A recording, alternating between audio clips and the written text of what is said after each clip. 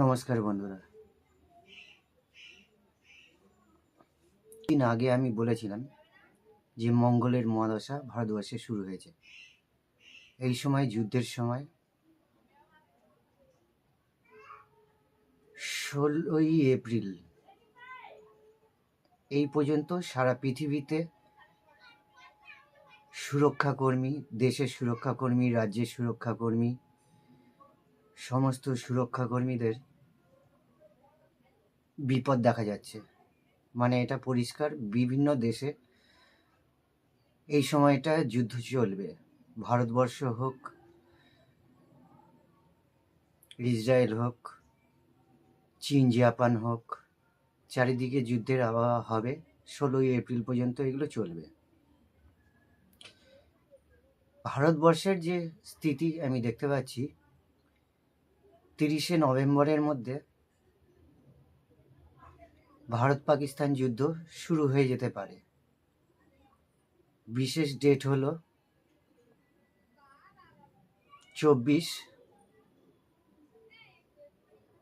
25, 27, 28।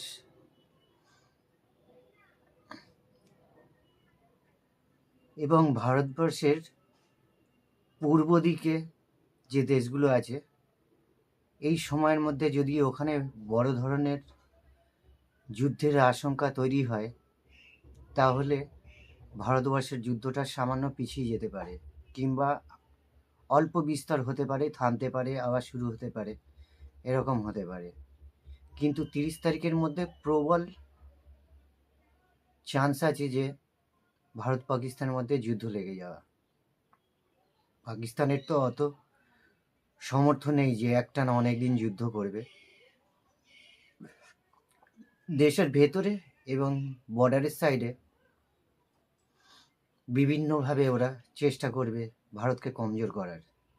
Chicken নেকের দিকে কিছু একটা হতে পারে, এটা সম্পূর্ণভাবে বোঝা যাচ্ছে। এবং তাতে বাংলাদেশও সামিল থাকতে পারে। বাংলাদেশে প্রচুর পাকিস্তানি ঘাঁটি তৈরি হয়েছে, আপনারা ইতিমধ্যে শুনে ফেলেছেন। এগুলো তো ভারতবর্ষ রাখবে না, আস্তে আস্তে এগুলো উচ্ছেদ অবশ্যই হবে, এগুলো ধ্বংস অবশ্যই হবে, সময়ের অপেক্ষা। তবে শত্রুদের বিনাশ অবশ্যই হবে। ভারতবর্ষ নিজের শত্রুদের কখনো বাঁচিয়ে রাখবে না। হঠাৎ হামলা না করলেও কাউকে হঠাৎ হামলা করে কাউকে ধীরে ধীরে অবশ্যই পরাস্ত করবে। যুদ্ধের ডঙ্কা বেজে গেছে, যুদ্ধ কিন্তু আরম্ভ হতে চলেছে।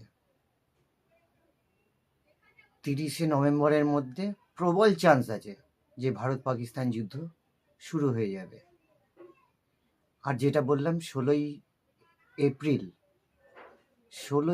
পর্যন্ত পৃথিবীর অনেক অনেক দেশে যুদ্ধের পরিস্থিতি তৈরি হবে, প্রচুর সৈন্যরা মারা যাবে। গ্রহের দশা এরকমই ইঙ্গিত দিচ্ছে। ধন্যবাদ।